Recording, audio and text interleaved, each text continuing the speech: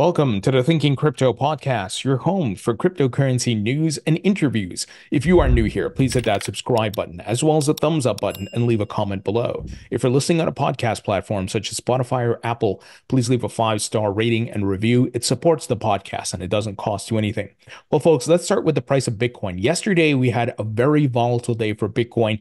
It flash pumped to $70,000. You can see the wick here, the wick on the daily chart, up to 70K, but then went back below it. So interesting move from Bitcoin. Is it testing the highs here for an eventual breakout, or is it just hitting that resistance and then it's going to roll over and hit 56K as a support level, then consolidate, then keep moving? Those are the two scenarios, right? And we have to be prepared for both. So Bitcoin right now at $68,553. Something that's also interesting. Yesterday, the S&P 500 and the NASDAQ hit new highs. Nothing major. S&P was up 0.4%, NASDAQ up 0.3%.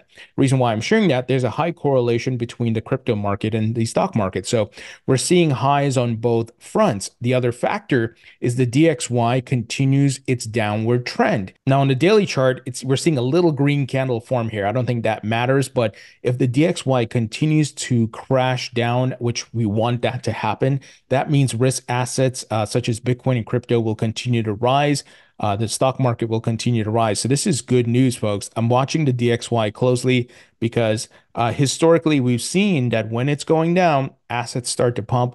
When the DXY is pumping, assets start to go down. So let's keep an eye on this. This should tell us a bit of what Bitcoin might do next, even the stock market as well.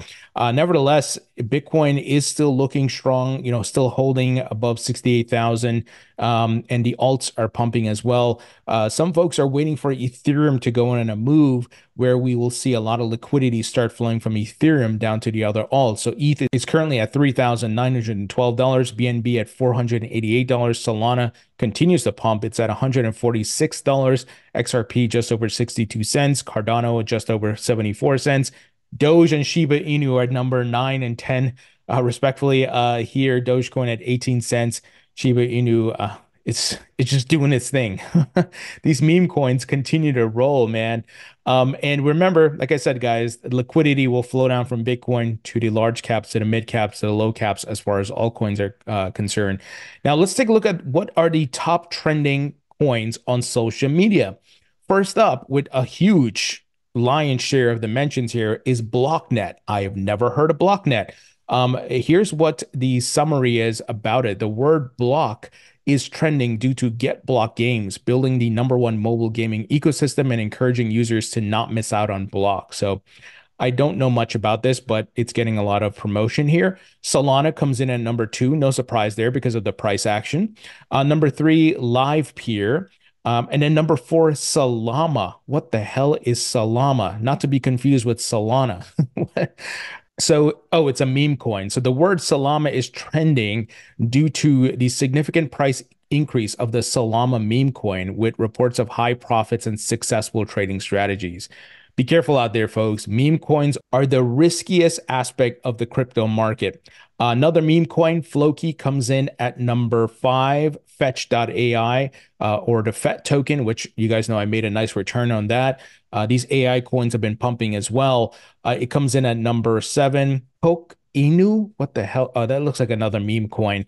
Pepe comes in at number 8, and Dimitra, I've never heard of that. That is at number 9, and XRP coming in at number 10. So those are your top trending tokens on social media. Overall, they'll have a largely positive sentiment, though Pepe actually has some negative sentiment right now, 44.48% of negative sentiment, while positive is at 39.8, 15.72 at neutral. So now let's move ahead into the news, folks. The Bitcoin ETFs continue to see massive inflows, and it's why I've been saying we are still in the early stages of this ETF race, because the ETFs have been issued, but the education for RIAs and wealth managers is still happening, and many platforms are still in the process of listing the ETFs. Just about 2 weeks ago, we saw Merrill Lynch decided they were going to list.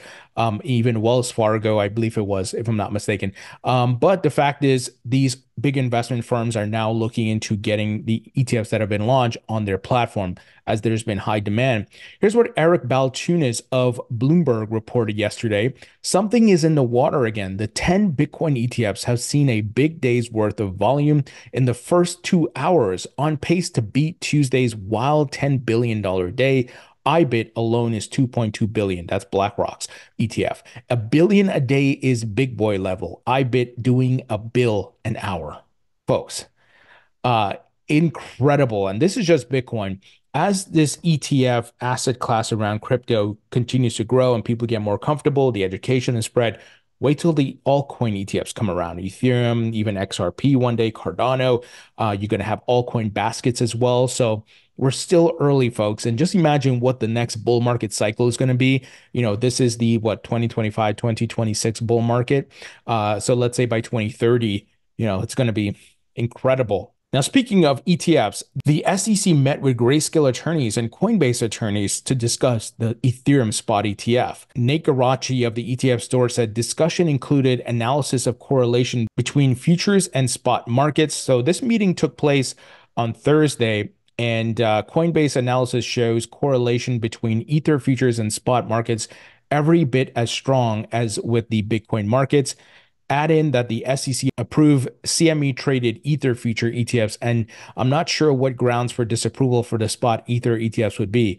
Well, Nate, here's the answer. You're dealing with a scumbag regulator that got called arbitrary and capricious by the courts. They could have approved the spot ETF a long time ago, but scumbag, controlled by the banking incumbents who are getting disrupted. So that would be the roadblock, Nate, to answer that question. But on paper, and as per the analysis, they should approve this right now. But we saw they delayed the BlackRock Ethereum ETF, and the deadline is May 23rd. So we'll see what happens. Now, folks, billionaire investor Bill Ackman, many of you may know him, spreading some FUD about Bitcoin. There's a couple things here. I think he's coping and angry that he missed the Bitcoin train, or he's getting ready to short. So he's spreading some FUD. This is where, when you've been around the block in the market, you can tell sometimes where we are at in the charts and what people are saying. And you can tell, someone's getting ready to short or they're long, right? So Bill Ackman retweeted some details about Bitcoin miners devour energy at a record pace during the crypto run-up.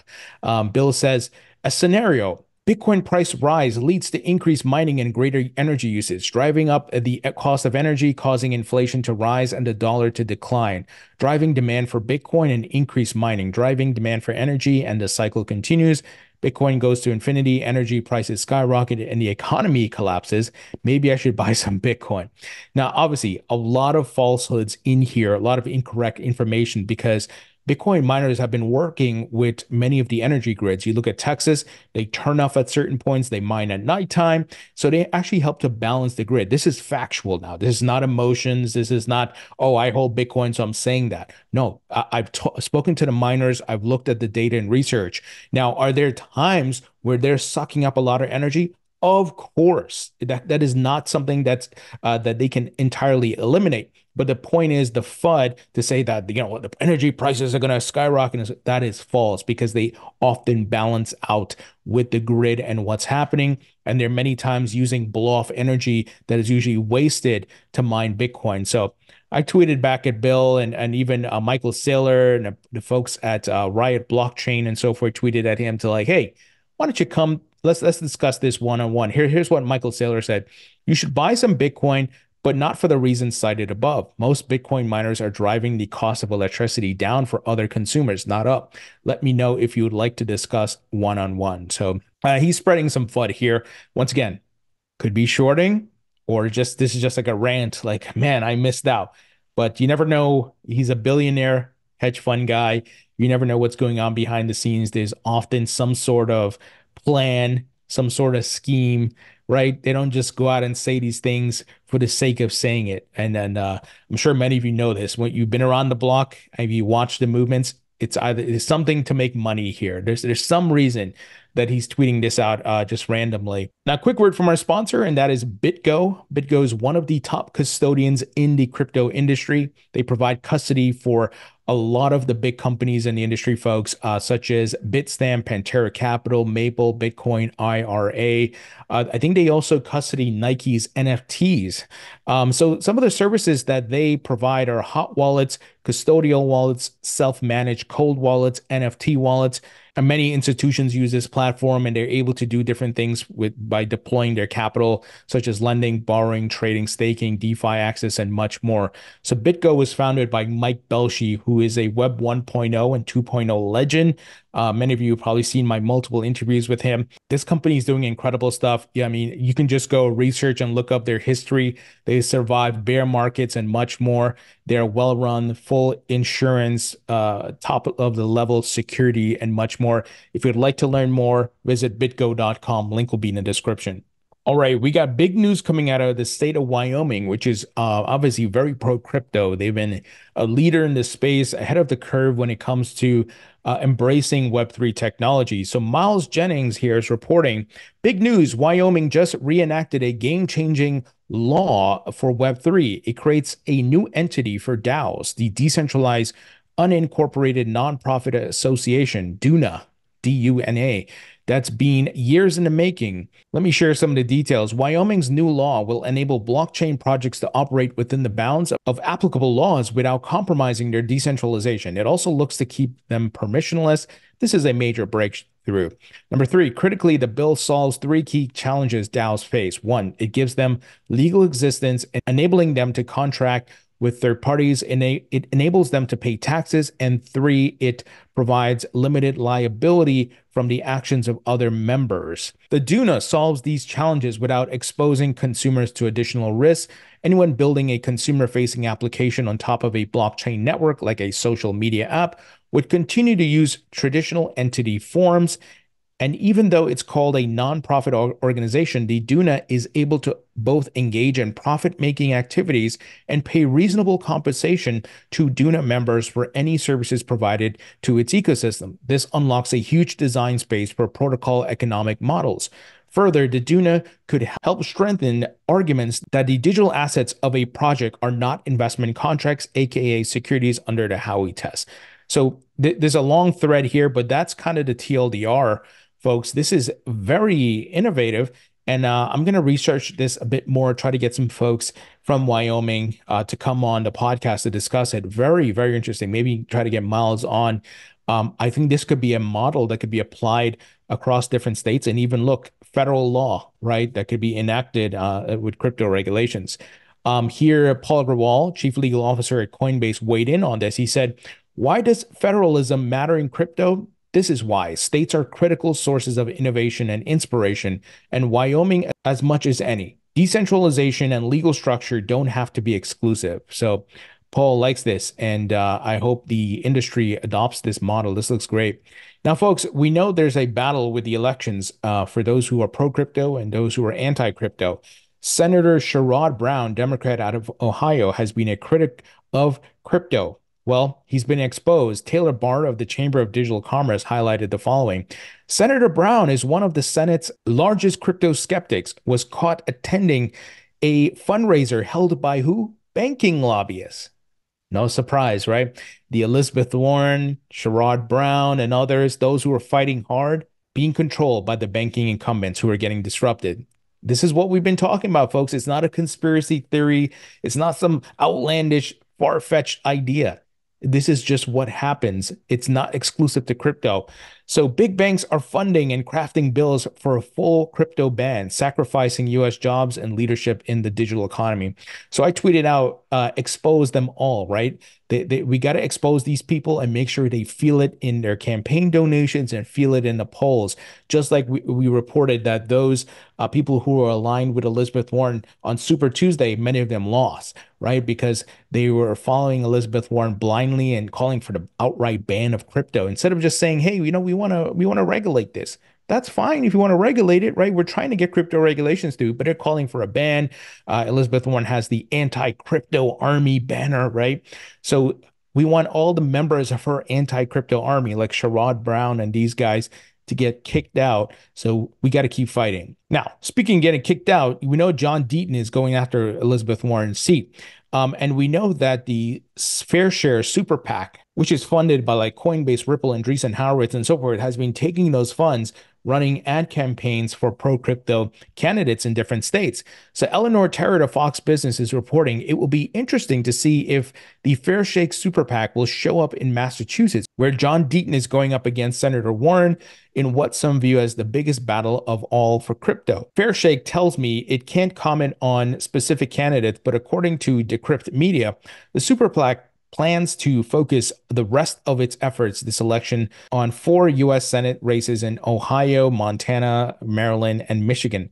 I hope they are going to Massachusetts to help John Deaton. And this is where we got to use social media to our advantage. We got to tweet and call them up and email them and say, hey, you got to support John Deaton here in the state of Massachusetts against Elizabeth Warren. John's going to need it because Elizabeth Warren, look, she's got the branding, she's got a huge war chest of money, right? All those backdoor deals with those banks, right?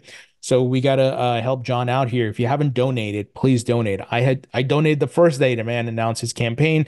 Many in the crypto industry have donated the max to him as well. So do the best you can, folks. Now, Senator Lummis, who is a champion for the crypto industry, she was interviewed, and one of the things she mentioned was need for consumer protection. I'm in agreement with that. We need to protect the innovators and protect the consumers. She retweeted the interview and said, the future of crypto assets has never been brighter. Congress must embrace innovation and pass a regulatory framework that protects consumers and encourages the industry to make a home in America. Absolutely agree with her. All right, final news item here, guys. Worldcoin, Sam Altman's Worldcoin. Worldcoin wants to pursue legal action against Spain over data block. So this is interesting. Worldcoin told Blockworks on Friday that it plans to take legal action against Spain after a Spanish data protection agency moved to block data collection from the Sam Altman-backed company earlier this week. Here's a quote from what they told Blockworks. Worldcoin is fully compliant with all laws and regulations governing biometric data collection and data transfer, including Europe's General Data Protection Regulation, GDPR. As such, we have been in consistent and ongoing dialogue with our lead data privacy authority in the EU, BALDA, for months. We were disappointed that the Spanish regulators circumvented the accepted EU process and rules, which leaves us with little recourse but to file a suit. Now, here's the thing. Worldcoin is collecting people's data. You're scanning your retina. But I understand the blockchain and I believe in the blockchain, but I just don't know where my data is going. I don't see the back end of it, right?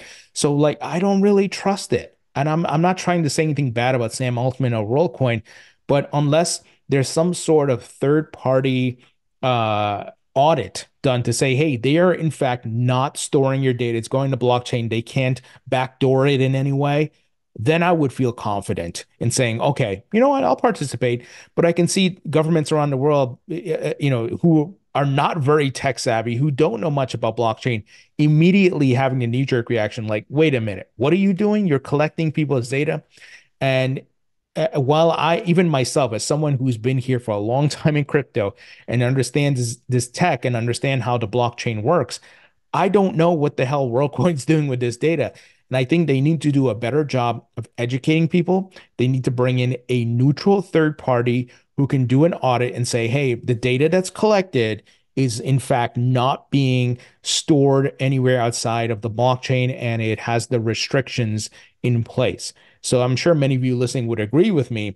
So I have not gotten my eyeball scanned to get some WorldCoin tokens, but I can see people in the different parts of the world who need financial help and they're looking for avenues and ways out of, any type of financial hardship may do this, right? I don't blame them, especially if you're in a tough situation in a third world country or something like that. But we don't want people to be preyed upon, right? And manipulated into giving away their bio data just for some tokens. And that data is then used against them. So we got to, the folks at WorldCoin need to do a better job, I think, here. So I'm going to try to get somebody from WorldCoin to come on the podcast to talk about this. But I'm sure many of you would agree. We need a third party neutral that can audit this and say, in fact, and it's not just a one-time audit. It has to be an ongoing, I think like a quarterly audit. We've checked all the data, the new collection of data that came in from this country, that country. It is legit. They're not selling it. They're not doing some backdoor stuff with it, all of that. So hopefully Worldcoin can get it right. And I understand the mission. I understand what Sam's trying to do here, but we need more information. All right, folks, that's the news. Let me know what you think. Don't forget to check out our other sponsor, and that is Uphold. Uphold is a great platform where you can buy Bitcoin and all the altcoins. They have 260 plus cryptocurrencies. I've been using this platform since 2018. They have proof of reserves. They don't commingle or lend your funds out. You can also trade precious metals on here: gold, silver, palladium, platinum, and much more. So check out Uphold, link in the description. A great way to support the podcast, folks, is to please subscribe. Please hit the thumbs up, hit the notification bell, sign up for the email newsletter. It's free. Follow me on all social platforms, links in the description. And I'll talk to you all later.